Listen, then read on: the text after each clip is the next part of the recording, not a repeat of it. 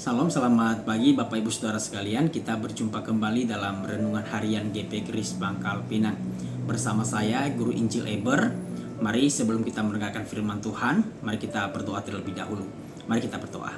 Bapa di surga, Allah yang mengasihi kami, yang menyertai perjalanan hidup kami bersyukur untuk setiap kasih-Mu di dalam hidup kami, untuk kesetiaan-Mu di dalam hidup kami. Dan bersyukur dan di pagi hari ini kami rindu mendengarkan suara-Mu, kami rindu mendengarkan firman-Mu, agar kami bisa dikuatkan, diajar, diteguhkan, iman kami semakin bertumbuh kepadamu. Kami sudah siap mendengarkan firman-Mu. Tolong kami Tuhan, dalam nama Tuhan Yesus kami berdoa dan mengucap syukur. Amin. Firman Tuhan hari ini terambil dari 1 Samuel pasalnya yang ke-22 ayat yang pertama sampai ayat yang kelima. Demikianlah firman Tuhan. Lalu Daud pergi dari sana dan melarikan diri ke gua Adulam. Ketika saudara-saudaranya dan seluruh keluarganya mendengar hal itu, pergilah mereka ke sana mendapatkan dia.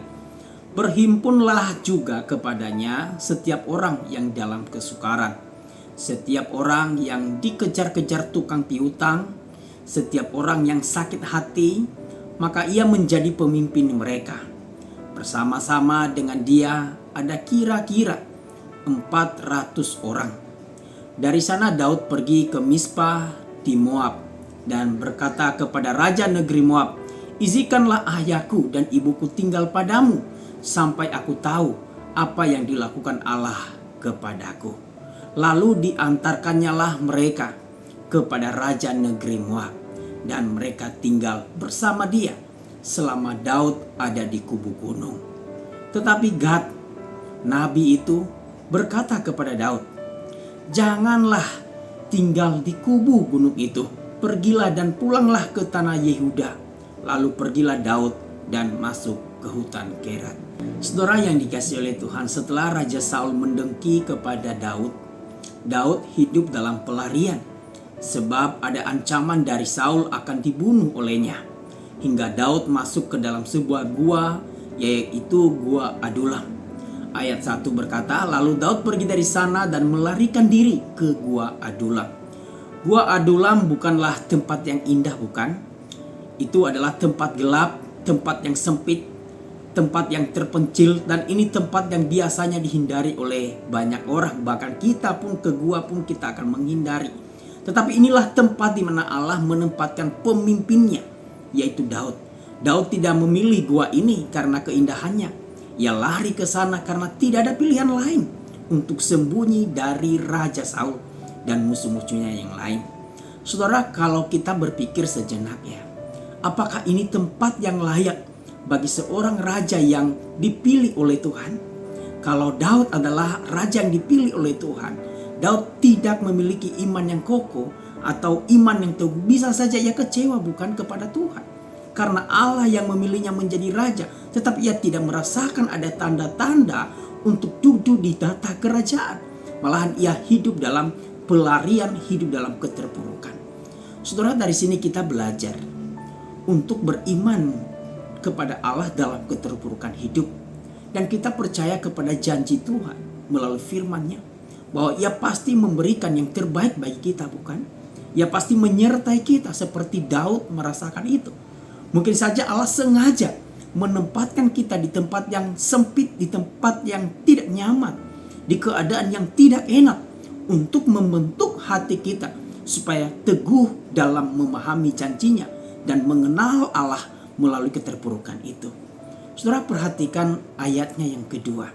Ayat kedua berkata, "Berhimpunlah juga kepadanya setiap orang yang dalam kesukaran, setiap orang yang dikejar-kejar tukang piutang, setiap orang yang sakit hati."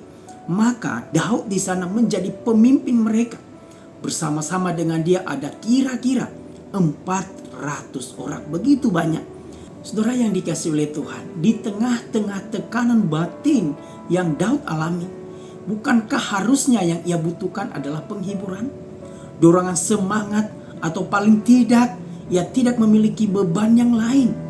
Namun justru Allah menghadirkan kepada Daud di dalam gua Adulam itu adalah orang-orang yang penuh dengan masalah. Ada yang mengalami kesukaran, ada yang dikejar oleh utang piutang, sakit hati dan lain sebagainya. Jumlah mereka nggak sedikit, saudara. Mereka berjumlah kira-kira 400 orang. Begitu banyak.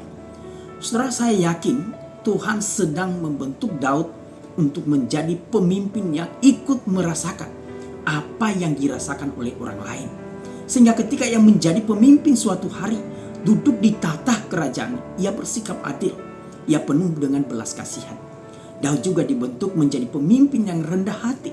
Daud dibentuk menjadi pemimpin yang memahami masalah-masalah setiap orang dan bijaksana dalam memberikan solusi. Daud dibentuk untuk setia dalam perkara-perkara yang kecil, sehingga ketika ia menjadi raja duduk di tahta kerajaan, ia dapat menghadapi masalah-masalah yang besar. Saudara, inilah gambaran pemimpin yang dikehendaki oleh Tuhan.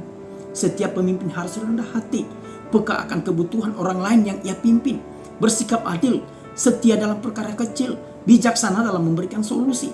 Intinya adalah seorang pemimpin yang sejati mau dibentuk oleh Tuhan sehingga menjadi pemimpin yang Tuhan mau, yang mau melakukan kehendak Tuhan.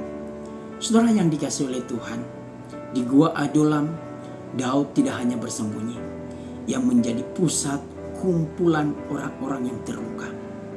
Bagi Tuhan, Gua Adulam adalah tempat yang khusus bagi Daud untuk latihan sebagai pemimpin yang benar-benar peduli, pemimpin yang benar-benar penuh dengan belas kasihan. Tuhan membangun karakter Daud di sana menjadi pemimpin yang penuh dengan belas kasihan seperti karakter Allah. Tuhan sedang menyiapkan Daud bukan untuk terikat pada masa lalu yang penuh sakit hati, tetapi untuk masa depan yang penuh dengan keberkatan. Saudara yang dikasihi oleh Tuhan, perlu diingat bahwa Daud tidak memulai karir politiknya di istana. Ia mulai di gua, di mana di sana ia memimpin 400 orang yang bermasalah. Tapi dari gua itulah kekuasaannya nyata, dimulai bukan karena kekuasaan manusia, tetapi karena kekuasaan Allah. Saudara, ada begitu cara Tuhan membentuk kehidupan kita, bukan? Kadang tidak sesuai dengan ekspektasi kita, namun tujuannya baik, bukan untuk mempermalukan saudara, melainkan sedang membuang keinginan kita yang berlebihan, sedang membuang ego kita yang menyakiti orang lain, sedang membentuk hati kita menjadi serupa dengan hati Allah, dipersiapkan untuk pekerjaan yang lebih besar. Saudara yang dikasihi oleh Tuhan, juga Gua Adulam ini adalah gambaran rohani dari gereja sejati, di mana gereja bukanlah tempat bagi mereka yang sempurna, tetapi bagi mereka yang mau dibentuk menjadi sempurna, yang dicintai Tuhan dan dicintai oleh sesama. Oleh karena itu, berilah ruang bagi mereka yang tidak sempurna untuk mereka mau dibentuk di dalam gereja. Gereja bukanlah tempat untuk orang-orang yang saling menghakimi, melainkan saling menopang, saling menguatkan, dan saling memperhatikan satu sama yang lain. Gereja harus menjadi tempat yang penuh dengan belas kasihan. Gereja adalah sebuah tempat bagi mereka yang terluka. Saudara yang dikasihi oleh Tuhan, perhatikan ayat 5. Allah mengutus Nabi Gad untuk memberikan perintah kepada Daud, meninggalkan kubu itu, meninggalkan gua itu, dan kembali ke tanah Yehuda. Yang berarti Daud sudah siap menjadi pemimpin yang melakukan hal-hal yang besar. Di sini kita dapat menyaksikan kasih Allah yang tidak pernah berhenti bagi Daud. Di tengah kesukaran, Allah akhirnya memperhatikan Daud dan orang-orang yang bersama-sama dengan dia. Demikian juga dengan kehidupan kita, bukan? Di tengah kesukaran, tengah kesulitan, mari saudara saya ajak, percayalah pada kasih setia Tuhan yang tak pernah berhenti. Daud sudah alami terlebih dahulu. Jangan takut di dalam kesukaran yang saudara sekarang alami. Jangan berhenti berelasi dengan Tuhan dan terus mendengarkan tuntunannya, mendengarkan suaranya. Percayalah Tuhan ada dan berjalan di depanmu seperti yang dialami oleh Daud. Ingat, di tengah kemustahilan, Tuhan sedang mempersiapkan kita untuk sesuatu yang besar. Kiranya firman Tuhan ini menolong dan memberkati kita semua. Amin. Tuhan Yesus memberkati.